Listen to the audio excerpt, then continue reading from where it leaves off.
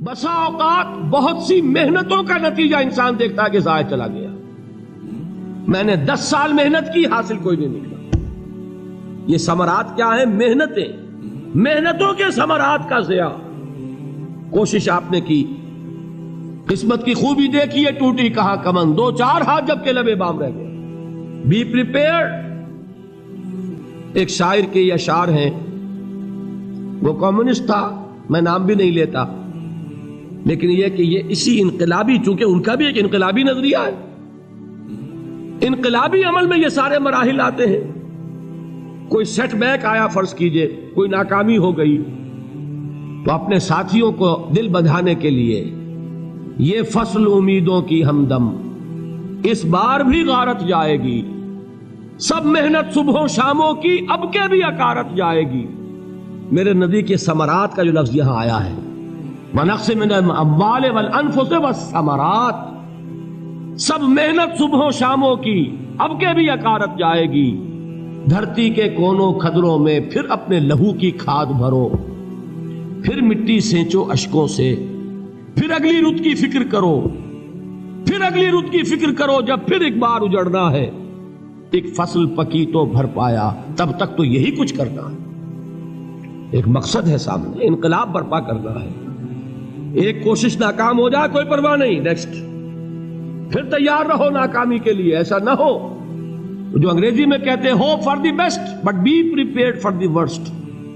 ایسا نہ ہو کہ دوسری مرتبہ ناکام ہو کے بددل ہو جاؤ، تمہاری ہمتیں جواب دے جائیں. نہیں، پہلے سے تیار رہو کہ دوسری مرتبہ بھی ناکامی آئے تو آئے، لیکن جب تک کہ کامیابی حاصل نہیں ہوتی ہمیں یہ کام کیے چلے جائیں. دیکھیے سیرت میں آیا کہ نہیں یہ واقعہ. بدر میں مسلمانوں کو فتح ہوئی تو احد میں زک پہنچی کہ نہیں؟ 70 صحابہ شہید ہوئے کہ نہیں؟ اگر ان کی ہمتیں جواب دے جاتی تو گاڑی کیسے چلتی آگے؟ تو فرمایا وَلَنَبْلُوَنَّكُمْ بِشَيْءٍ مِّنَ الْخَوْفِ وَالْجُوعِ وَنَقْصٍ مِّنَ الْأَمْوَالِ وَالْأَنفُسِ وَالثَّمَرَاتِ.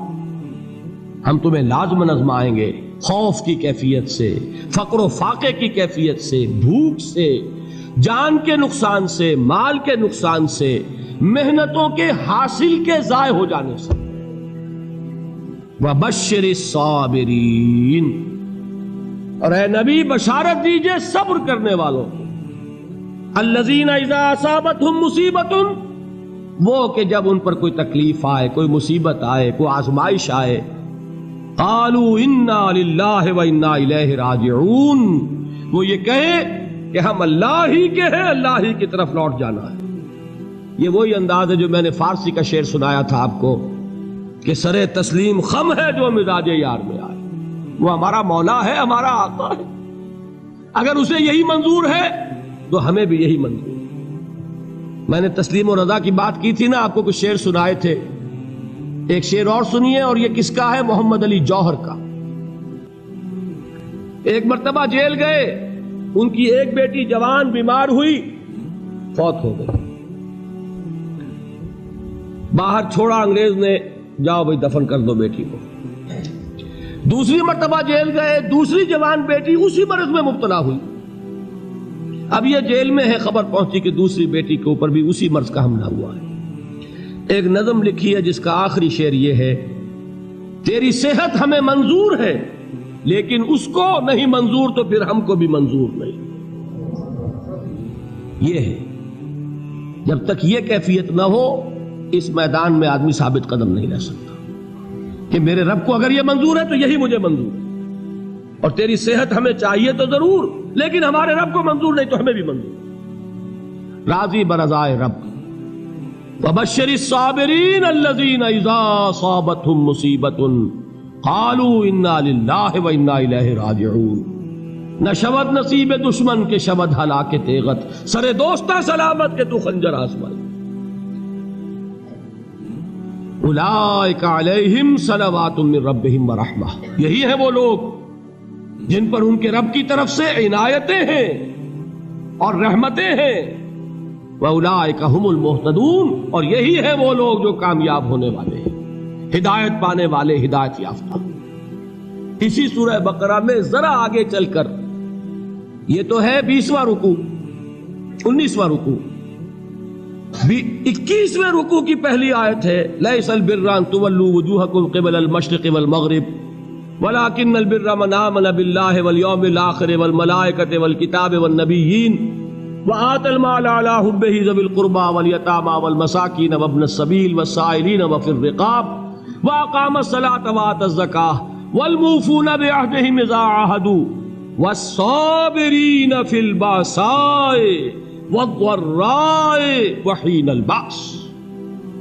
اب یہ آیت جو ہے سورۃ العصر میں جو مضامین آئے تھے سارے اس میں موجود ہیں.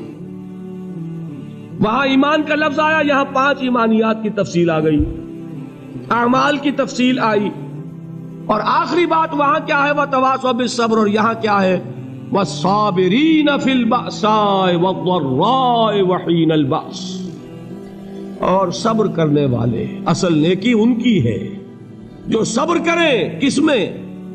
جنگ کے وقت. ذرائے باسائے، باسا کہتے ہیں فقر اور فاقہ.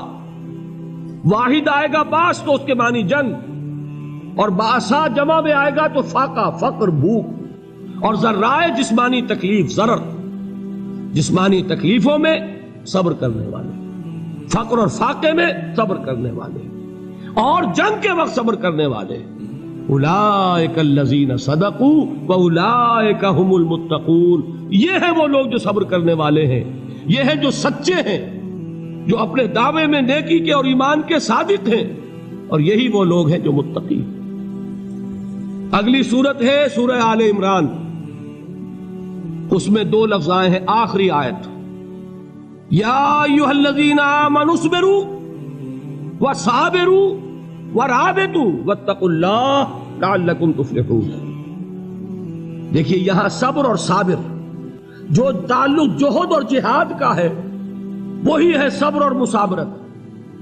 صبر ایک طرفہ عمل ہے، آپ جھیل رہے ہیں، برداشت کر رہے ہیں. صبر علی المعصیہ، صبر علی الطاعہ، صبر علی الابتلاء، یہ سب کیا ہے؟ صبر. اور مصابرت کیا ہے؟ صبر کا صبر سے مقابلہ.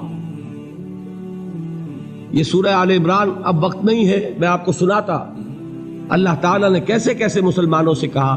مسلمانوں تمہیں زک پہنچی ہے تو انہیں بھی تو پہنچی تھی. ان کے 70 نہیں مارے گئے تھے بدر میں؟ ان کے حوصلے جو ہیں وہ تو پست نہیں ہوئے، وہ اگلے سال آ گئے تم پر چڑھائی کر کے. تم کیوں اتنا برا مان رہے ہو؟ تمہارے دل اتنے زخمی کیوں ہو گئے؟ تمہیں تکلیف پہنچتی ہے تو انہیں بھی پہنچتی ہے. اپنی غیرت جو ہے ہمیں ذرا اس کا جائزہ لینا چاہیے. لوگ باطل نظریات کے لیے کتنی قربانیاں دے رہے ہیں، لوگ باطل چیزوں کے فروغ کے لیے کتنی محنتیں کر رہے ہیں.